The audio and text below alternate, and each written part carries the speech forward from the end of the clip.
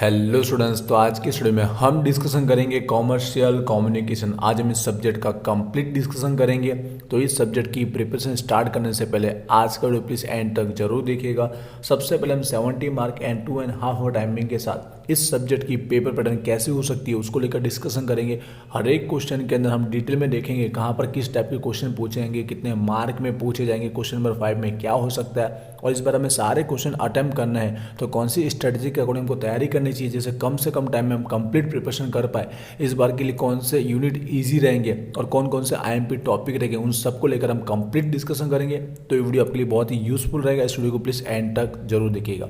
तो चलिए अभी स्टार्ट करते हैं। तो फटाफट डिस्कशन कर लेते हैं। सबसे पहले बात करते हैं नवंबर 2023। तो इस बार कोविड के बाद सेकेंड टाइम एग्जाम हो रही है, तो मोस्ट ऑफ प्रीवियस ईयर जैसा पूछा गया था उसी की तरह पूछने के चांसेस है। तो उसी के अकॉर्डिंग मैं आपको पेपर पैटर्न बता रहा हूँ। बाई चांस कुछ चेंज होना तो हो भी सकता है, ठीक है। तो चलिए स्टार्ट करते हैं। हमारे टोटल पेपर में 5 क्वेश्चन देखने को मिलेंगे। हर एक क्वेश्चन के मार्क बताए गए इक्वल रहेंगे, मतलब 14 मार्क के अकॉर्डिंग हमारे 5 क्वेश्चन बनने वाले हैं। स्टार्टिंग के एक एक क्वेश्चन जो 4 है वो एक एक यूनिट में से आएंगे, ठीक है। और क्वेश्चन नंबर 5 में क्या होगा हम डिस्कशन करेंगे। अभी 14 मार्क कवर कैसे करेगा एक एक यूनिट में, तो यहाँ पर हर एक में अलग अलग हो सकता है। दूसरे सब्जेक्ट से यहाँ पर पेपर पैटर्न थोड़ी अलग होती है। तो समझते हैं, हम एक एक क्वेश्चन की डिटेल में डिस्कशन करते हैं, साथ में हम उसके मार्किंग स्ट्रेटेजी आईएमपी साथ में देखेंगे। तो यहाँ पर क्वेश्चन नंबर 1 जो है वो हमारा फर्स्ट यूनिट में से आने वाला है, राइट।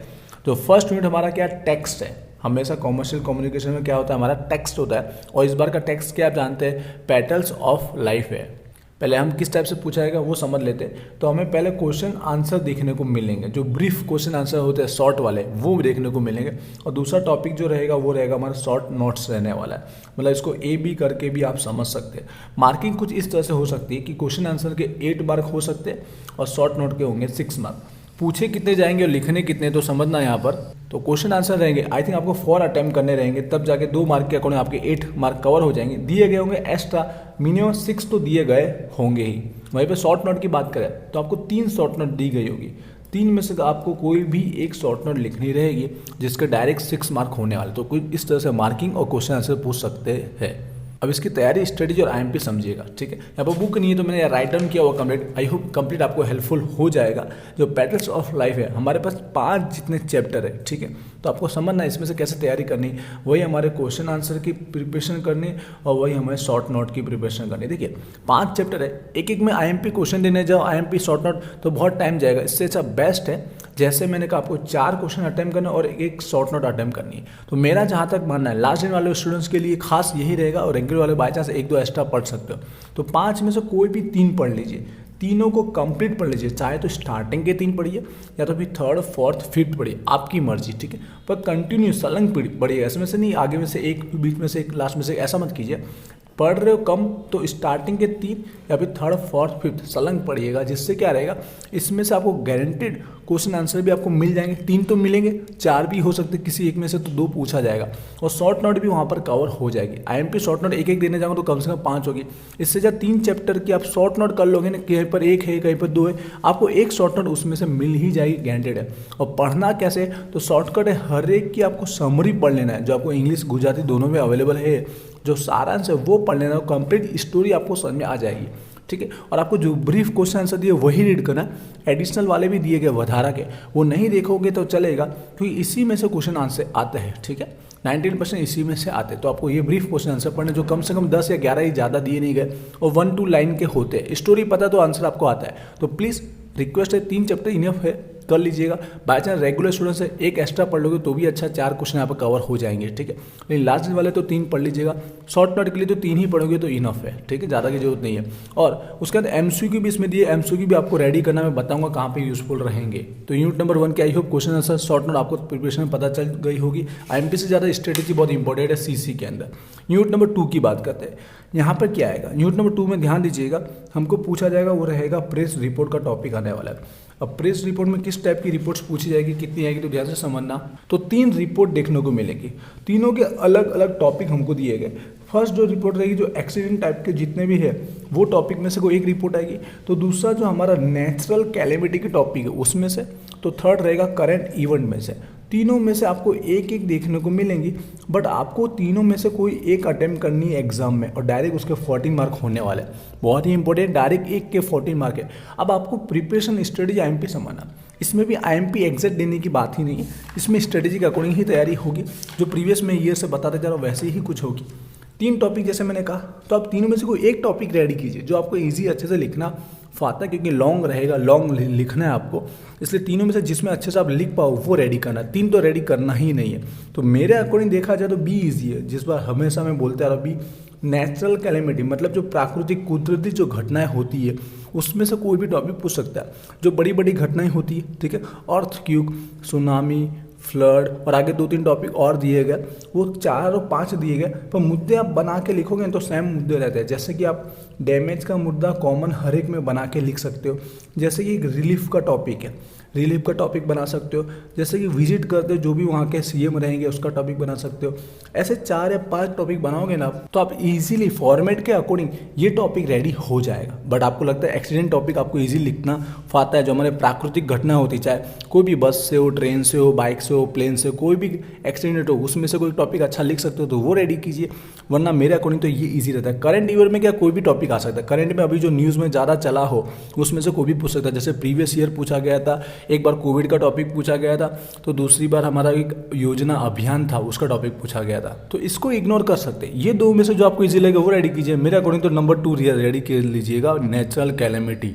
फॉर्मेट बनाओगे ना 5 से 6 मुद्दे और आप 3 से 4 पेज लिख लोगे ना अच्छे से, तो आपका काम यहाँ पर 14 मार्क का हो जाए। आई होप क्लियर हुआ होगा। ईजी है, तैयार कर लेना। लास्ट दिन वालों के लिए भी बात कर रहा हूँ, ईजी रहता है क्योंकि डैमेज आप हर एक में मोस्ट ऑफ सेम जैसा होता है, तो सेम वर्ड यूज़ कर सकते हो। रिलीफ में भी सेम वर्ड यूज़ कर सकते हो। विजिट CM में भी जो अनाउंसमेंट होता है, ठीक है, वो सेम होता है, इसलिए हर एक में सेम टॉपिक बनता है। आगे बढ़ते हैं हमारा यूनिट नंबर 3 की ओर। I hope unit number 2 complete समझ में आया होगा। यूनिट नंबर 3 कहाँ से आने वाला है? यूनिट नंबर 3 जो रहेगा अगेन हमारा लेटर रहेंगे। ये किस टाइप के लेटर रहेंगे? वो रहेगा हमारा इंश्योरेंस कंपनी के जो लेटर होते हैं। तो हम लोग इंश्योरेंस कंपनी को जो लेटर लिखते हैं उसमें से टॉपिक पूछा जाएगा।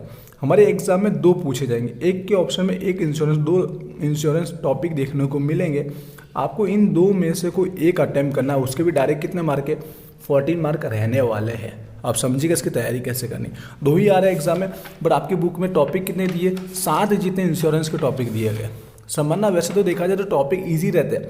इसमें डायरेक्ट एक IMP दे दूंगा तो बहुत मुश्किल रहेगा, क्योंकि हर एक टॉपिक एग्जाम में पूछे गए। 5 पेपर आप देखोगे ना तो एक 2 बार भी पूछे गए, ठीक है। तो पहले तो आपको पढ़ना कैसे समझा दो। एक तो आपको जो एड्रेस रहता है वो आपको अच्छे से रेडी कर लेना है। एक तो खुद का एड्रेस और दूसरा सामने जो कंपनी हम मैनेजर को लिख रहे हैं, इंश्योरेंस कंपनी, उसका एड्रेस। ये एड्रेस के मार्क आपके 1 या 2 मार्क बन जाते हैं।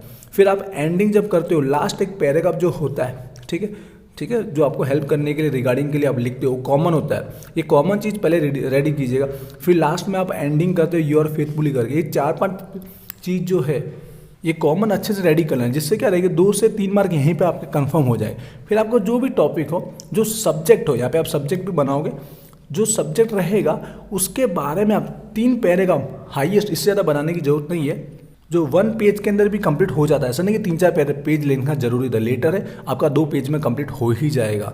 बस अंदर जो मुद्दा है वो सही से आप एक्सप्लेन कर देना। जो प्रॉब्लम है, जो भी हम लिख रहे हैं उसके बारे में एक्सप्लेन कर लेना, आपके मार्क हो जाते हैं। टॉपिक देखते कौन से? IMP सारे जैसे, फिर भी मैं आपको समझाया। तो फर्स्ट 2 जो है वो इन्फॉर्मेशन के रिगार्डिंग, एक लाइफ इंश्योरेंस और हमारा मेडिकल, दोनों के बारे में इन्फॉर्मेशन ले रहे हैं, उसके रिगार्डिंग टॉपिक इजी है। थर्ड क्या? लोन की रिगार्डिंग। हम अपने इंश्योरेंस पॉलिसी के बेस पर क्या ले रहे हैं? लोन ले रहे हैं। लोन में कोई भी रीज़न बता सकते हैं। कोई मैरिज का रीज़न बता सकते हैं, या कोई हम फैक्ट्री ओपन कर रहे हैं, बड़ा कोई हमको लोन चाहिए तब वो रीज़न, या कोई भी अलग अलग बता सकते हैं आप अपने हिसाब से। फिर नंबर 4 और 5 क्लेम का है, ठीक है। जो हमने यहाँ पर अगर किसी की डेथ हो जाती है जिसने इंश्योरेंस लिया है तो उसके नॉमिनी के द्वारा क्लेम किया जाता है। यहाँ पर मेडिकल का क्लेम करें। दोनों क्लेम के टॉपिक इंपॉर्टेंट। और लास्ट में क्या? नंबर 6 हमको चेंज करना है कोई इन्फॉर्मेशन, ठीक है, तो उसकी रिगार्डिंग हम इन्फॉर्मेशन देते हैं। लास्ट में सरेंडिंग, हम मतलब नहीं भर सकते पॉलिसी तो उसे हम बंद करना है। देखिए साथों साथ ईजी है, पढ़ने लायक है। तो फिर भी 3-4 बता रहा हूँ, पर रिस्क रहेगा, ठीक है। अब मेरा तो अकॉर्डिंग 5 पढ़ लीजिएगा, आप सेफ में जाओगे। मैं बोलना चाहूँगा नंबर 6, नंबर 7 2 पहले पढ़ लीजिएगा। उसके बाद नंबर 4, 5 में से एक आने के इंपॉर्टेंट चांसेस होते ही है, तो उसमें नंबर 5 पढ़ लीजिएगा। ऊपर के 3 में से एक आने के चांसेस है, जिसमें से नंबर 3 दे रहा हूँ। ये 4 मैंने दिए, बट 4 के भरोसे मत रहना। ये 4 के भरोसे मत रहना, एक एक्स्ट्रा पढ़ लेना, सिर्फ टॉपिक चेंज होगा, टॉपिक या थोड़ा बहुत इन्फॉर्मेशन रखना जिससे आप अच्छे से अटेम्प्ट कर पाओगे। 2 आएगा उसमें से 1 आपको मिल ही जाएगी। तो कुल मिला के 5 जरूर पढ़ लीजिएगा, ठीक है, आपका कंप्लीट हो जाएगा। इजी रहता है topic. Unit number 3 I hope clear हुआ होगा। एंड तक देखिएगा, मैं इजी कौन सा वो भी आपको समझाऊंगा, लास्ट दिन वाले है। तो यूनिट नंबर 4 देखिएगा, बहुत ही इजी टॉपिक। 14 मार्क कैसे होंगे, कंप्लीट वॉकेब में से आने वाला है, ठीक है। जो हमारे 50 वर्ड होते हैं उसके रिगार्डिंग पूछा जाएगा, जिसमें फॉरेन जो वर्ड है वो आने वाले आपके सेमेस्टर 5 के अंदर। पूछेगा कैसे, तो यहाँ पे ए बी का समझ सकते हो।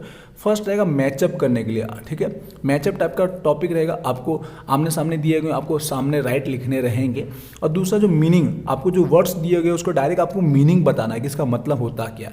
तो कितना हो सकता है, यहाँ पे भी 7 टॉपिक पूछेगा तो 7 मार्क, यहाँ पे भी 7 टॉपिक पूछेगा तो उसके 7 मार्क हो जाएंगे। अगर 2-2 मार्क का करना तो 3 टॉपिक पूछेगा लेकिन 6 हो जाता है, फिर उसको यहाँ पे 8 करना पड़ेगा। कैसे भी करके 14 कवर कर लेगा, लेकिन 2 टॉपिक इन्वॉल्व रहेंगे, मैचअप करने वाला और मीनिंग वाला, ठीक है। तो मेरे अकॉर्डिंग 50 में से 25 तो पढ़ लीजिएगा, इजी है, इग्नोर तो करना नहीं, इसको भी आपको अटेम्प्ट करना है। तो मैचअप में आपको हेल्प हो ही जाएगी और थोड़ा और मीनिंग में भी आपको काम आ ही जाएगा। तो ये भी रेडी करना जरूर है, ठीक है। यूनिट नंबर 5 की ओर आता है और ये सबसे ईजी है और ये सबसे पहले यही तैयार करना है लास्ट दिन वालों के लिए तो खास, क्योंकि ये 1 आवर में रेडी होने वाला टॉपिक है। ये यूनिट 1 से लेकर 4, ठीक है, इसमें से कौन सा आने वाला है, तो यहाँ पर ओनली यूनिट 1 रेडी करना है आपको। यूनिट 1 रेडी करना है। 1 में से क्या रेडी करना है आपको, टेक्स्ट में से एमसीक्यू रेडी करना है। मैं अभी बता रहा हूँ, पहले मार्किंग समझते हैं। 1 के 2 मार्क रहेंगे, एक बार हेडिंग में रीड कीजिएगा। 1 के 2 मार्क के 1 लिखे, 2 मार्क लिखे तो आपको 7 अटेम्प्ट करने रहेंगे। दिए गए होंगे एक्स्ट्रा 10 तो होंगे कम से कम, लेकिन 12 जितने दिए गए होंगे। तो देखिए 12 में से 7 ही लिखना है, तो इजीली आपको 7 तो मिल ही जाएंगे। तो 7 आपको आगे पीछे कोई भी नंबर के होंगे चलेंगे, लेकिन स्टार्टिंग में 7 वो लिखिए जो आपको आते हैं। मैं हर एक वीडियो में बोल रहा हूँ, जिससे 14 मार्क आपके कंप्लीट हो जाएंगे। अब इसकी प्रिपरेशन कहाँ से करनी समझ होंगे। यूनिट नंबर 1 में से जो एमसीक्यू दिए गए इसमें 5 के पढ़ लीजिए। 5 के नहीं पढ़े तो कम से 4 यूनिट के एमसीक्यू कीजिएगा।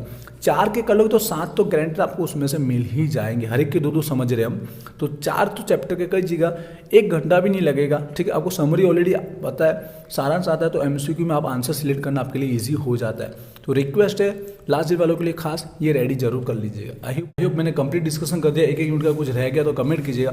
अब देखिए इसमें इजी क्या है, अगर कम से कम है फिर भी 1-2 पहले क्या करना है, तो पहले मैं बोला टेक्स्ट के अंदर एमसीक्यू कर लीजिए। क्वेश्चन आंसर याद नहीं किए तो पहले एमसीक्यू कर लीजिए, यहाँ पे आपके 14 मार्क हो गए रेडी। उसके बाद ईजी कौन सा, देखिए ईजी मुझे प्रेस रिपोर्ट लगता है, क्योंकि यहाँ पर मैंने जैसे कहा 3 टॉपिक आएंगे, तो हम नेचर कैलेमिटी के बारे में कुछ ना कुछ तो लिखेंगे। 14 में तो कुछ नहीं तो 7 मार्क तो आप अचीव कर ही पाएंगे, क्योंकि 5-6 टॉपिक बना के लिखोगे तो यहाँ मिल ही जाएंगे आपके। तो ये भी ईजी है, ये 2 सबसे ईजी है। लास्ट दिन वालों के लिए बात करो, वैसे वॉकेब ईजी माना जाता है। अगर 50 वर्ड में से आपने 40 वर्ड रेडी कर लिए ना, तो आपके लिए 14 में से 14 होते हैं। तो सामने आपको हेल्प मिलती है कि किसका क्या मैचअप हो रहा है, ठीक है। बट ये 2 पहले कीजिएगा, फिर हो सके ना तो क्वेश्चन आंसर रेडी करना शुरू कर दीजिएगा, ठीक है। तो आपका काम हो जाएगा, क्योंकि आपके पासिंग मार्क कितने 25 मार्क है।